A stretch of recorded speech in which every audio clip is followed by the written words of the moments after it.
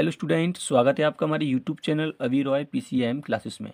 तो स्टूडेंट, आज फिर फिजिक्स विषय के अंतर्गत एक और नई वीडियो के साथ आज हम जो पढ़ने वाले हैं वो बहुत ही इम्पोर्टेंट टॉपिक है, जिसका नाम है विशिष्ट प्रतिरोध, या इसी को हम कहते हैं प्रतिरोधकता। ठीक है नी। और हम यहाँ पर पढ़ने वाले हैं आगे भी इसका विशिष्ट चालकता के बारे में। ठीक है स्टूडेंट, तो बने रहिए वीडियो के एंड तक। यदि चैनल पे नए हों तो चैनल को सब्सक्राइब कर लें, बेल आइकन को प्रेस कर ऑल पे जाकर क्लिक कर दें, ताकि आने वाले न्यू टॉपिक की वीडियो की नोटिफिकेशन आपको मिल सके। ठीक है स्टूडेंट, चलते हैं वीडियो को स्टार्ट करते हैं। तो चलिए स्टूडेंट, विशिष्ट प्रतिरोध और प्रतिरोधकता होती क्या है। देखो, यहाँ पर विशिष्ट प्रतिरोध और प्रतिरोधकता एक ही बात होती है। इसके दो नाम होते हैं, एक विशिष्ट प्रतिरोध और होता है प्रतिरोधकता। इससे पहले वाली वीडियो में हमने पढ़ा था प्रतिरोध और विद्युत चालकता के बारे में। ठीक है स्टूडेंट, यदि आपने वो वीडियो नहीं देखी है तो जाकर के उस वीडियो को देख लें, ताकि आपको क्लियर हो सके कि विद्युत प्रतिरोध क्या होता है और विद्युत चालकता क्या होती है। ठीक है, आज हम पढ़ने वाले हैं विशिष्ट प्रतिरोध के बारे में। देखो, प्रतिरोध क्या होता है? किसी चालक के अंदर धारा के मार्ग में आने वाली बाधा प्रतिरोध कहलाती है। ठीक है नी। परंतु यहाँ पर ठीक इसका उल्टा होता है। विशिष्ट प्रतिरोध से संबंध है कि स्पेसिफिक, यानी कि एक तरह से विशेषकर कोई एक प्रतिरोध होता है, प्रत्येक धातु के लिए अलग अलग होता है। सोना के लिए अलग होगा, चांदी के लिए अलग होगा। ठीक है, एल्यूमिनियम, कॉपर वगैरह जो भी हैं, इनके लिए प्रतिरोध जो होता है एक अलग फिक्स होता है। तो उसी को कहते हैं विशिष्ट प्रतिरोध। ठीक है, परंतु इसका हम परिभाषा के आधार पर देखेंगे विशिष्ट प्रतिरोध होता क्या है। प्रत्येक पदार्थ का एक प्रतिरोध होता है, उसको कहा जाता है विशिष्ट प्रतिरोध।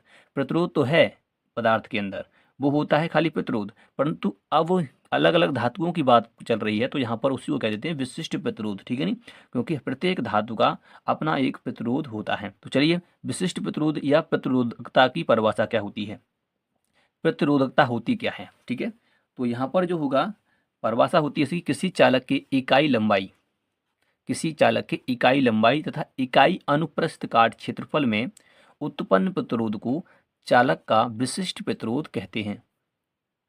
यानी कि ये कह रहा है कि किसी चालक जो होता है, मान लेते हैं कि ये किसी चालक है, एक वायर है। ठीक है नहीं, ये पेन जो मैंने लिया यहाँ पर, ये चालक है, एक वायर है।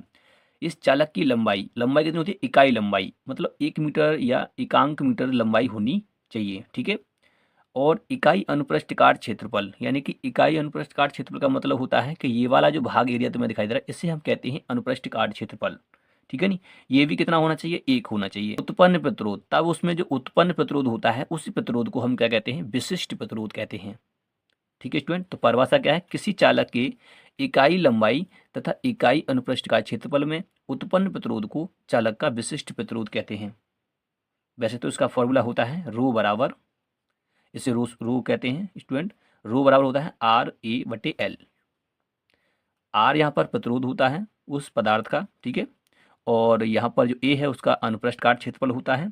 अनुप्रस्थ काट क्षेत्रफल समझ चुके होंगे, ये वाला जो क्षेत्रफल होता है, ये वाला, इस क्षेत्रफल को कहा जाता है अनुप्रस्थ काट क्षेत्रफल। ठीक है स्टूडेंट, और ये तो इसकी लंबाई होती है चालक की, तो यहाँ पर ये लंबाई होता है। यदि यहाँ पर क्षेत्रफल भी 1 मीटर स्क्वायर हो और लंबाई भी 1 मीटर हो, तो यहाँ पर जो प्रतिरोध जो होगा वही विशिष्ट प्रतिरोध होगा। ठीक है, क्योंकि जब इसको 1 रखेंगे, यहाँ पे 1 रखेंगे, तो क्या निकल के आएगा? रो बराबर कैपिटल R। विशिष्ट प्रतिरोध प्रतिरोध के ही बराबर होता है। ठीक है, तो चलिए, ये फॉर्मूला कहाँ से आया, इस फॉर्मूले को देखते हैं। तो इस फॉर्मूला के लिए थोड़ा सा आगे चलते हैं, इस चित्र से समझेंगे थोड़ा सा यहाँ पर ये फॉर्मूला आया कहाँ से। यहाँ पर आपको दिखाई दे रहा है कि ये मैंने एक चित्र यहाँ पर ड्रॉ किया हुआ है। ये कि चालक दिखाई देता है, इस चालक में धारा का प्रवाह हो रहा है। ठीक है, इसमें क्या हो रहा है? धारा का प्रवाह हो रहा है, और इसका अनुप्रस्थ काट क्षेत्रफल A है, चालक की लंबाई L है। तो यहाँ प्रतिरोध जो होता है वो चालक की लंबाई पर भी क्या करता है? डिपेंड करता है। यदि चालक की लंबाई बढ़ाओगे तो प्रतिरोध का मान भी बढ़ता चला जाएगा, क्योंकि यहाँ पर जो इलेक्ट्रॉन होगा उसको ज़्यादा दूरी तय करनी पड़ेगी। जब ज़्यादा दूरी तय करता है तो इलेक्ट्रॉन के मार्ग में ज़्यादा बाधा आएगी। जब ज़्यादा बाधा आएगी तो धारा के मार्ग में भी रुकावट उत्पन्न होगी। इसका मतलब यह है कि लंबाई पर भी डिपेंड करता है प्रतिरोध। तो इसलिए यहाँ पर जैसे जैसे लंबाई बढ़ाते हैं वैसे वैसे प्रतिरोध का मान भी बढ़ता जाता है। इसका मतलब ये हुआ कि R जो होता है वो प्रोपोर्शनल होता है, यानी समानुपाती होता है L के। लंबाई बढ़ने पर R का मान भी बढ़ता है। ठीक है, यहाँ तो समझ में आया। अब दूसरा क्या है, यदि हम इसकी लंबाई बढ़ाएंगे तो इसका अनुप्रस्थ काट क्षेत्रफल तो घटता जाएगा ना। अगर मान लेते हैं कोई 1 मीटर लंबा तार है तो उसका अनुप्रस्थ काट क्षेत्रफल भी कुछ होगा। जब उसको और लंबा पीट कर करेंगे तो उसका अनुप्रस्थ काट तो पतला हो जाएगा ना, छोटा हो जाएगा। तो अनुप्रस्थ काट यहाँ पर छोटा होता जा रहा है, इसका मतलब ये हुआ अनुप्रस्थ काट छोटा होगा, अनुप्रस्थ काट क्या होगा, छोटा होगा तो प्रतिरोध का मान ज़्यादा होगा।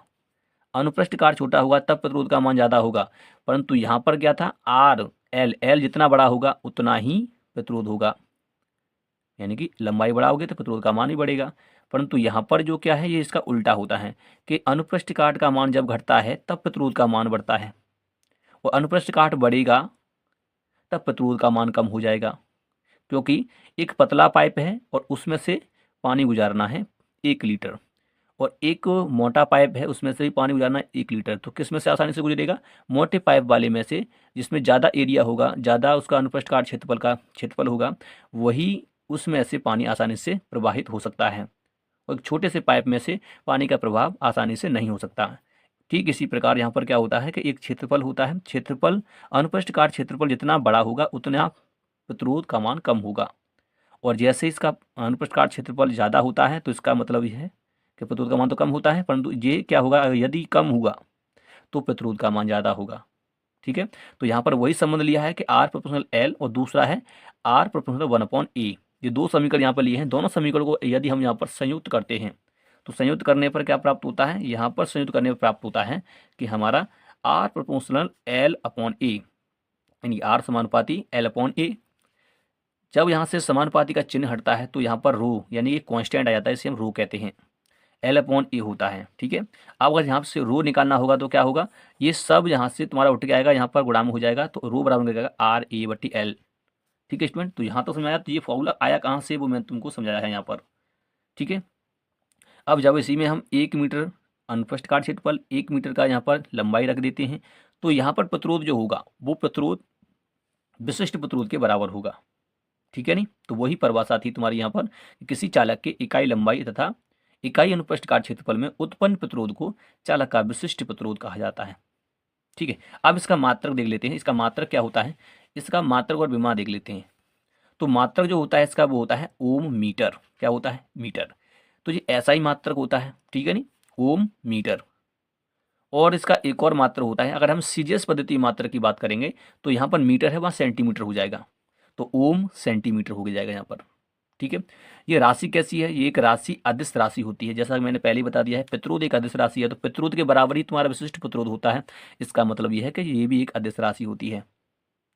विमीय सूत्र जो होता है इसका, विमीय सूत्र क्या होगा, विमीय सूत्र मैंने बता दिया है, निकालना तुम्हें आना चाहिए, क्योंकि स्टूडेंट तो यहाँ पर ये क्या होता है, इसका विमीय सूत्र, विमीय सूत्र होता है MLQ T−3 और A−2। ठीक है, तो ये इसका क्या हो गया, विमीय सूत्र हो गया। MKS पद्धति में अगर मैं इसकी मात्रक की बात करूं, मैंने यहाँ पर लिख नहीं पाया, यहाँ पर लिखता हूँ। MKS पद्धति में इसका मात्रक होता है kilogram metre cube second inverse cube और एम्पियर इनवर्स 2। ठीक है, किलोग्राम मीटर क्यू और सेंटीमीटर सेकेंड इनवर्स क्यू, और यहाँ पे एम्पियर इनवर्स 2 होता है। ठीक है, तो ये भी इसका क्या होता है, एक मात्रक होता है। तो स्टूडेंट यहाँ तक तो तुम्हें समझ में आएगा विशिष्ट प्रतिरोध तथा प्रतिरोधकता क्या होती है, यहाँ तक तो आपको समझ में आ चुका होगा।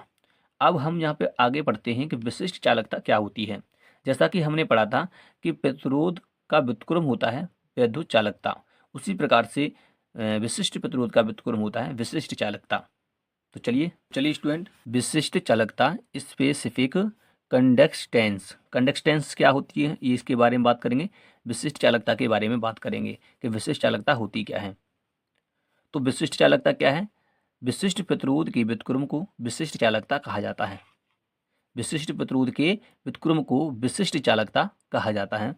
इसे सिग्मा से प्रदर्शित किया जाता है। स्टूडेंट जो ये ऐसे बना हुआ है ना, ये सिग्मा होता है, तो सिग्मा बराबर होता है 1/रो, क्योंकि उसका व्युत्क्रम करना है, रो हो जाएगा। यहाँ पर रो बराबर होता है RA/L। जब इसका मान यहाँ पर रखा जाता है तो देखो यहाँ पर मान रखेंगे तो ये L तो ऊपर चला जाएगा, तो ये L ऊपर चला जाएगा, तो यहाँ पर क्या हो जाएगा, सिग्मा बराबर 1/R/L/A। ये इसका एक फॉर्मूला हो जाएगा। ये किसका फॉर्मूला है, विशिष्ट चालकता का फॉर्मूला होता है। ये भी होता है, ये भी होता है। अब इसके मात्रक की बात करते हैं कि मात्रक क्या होते हैं।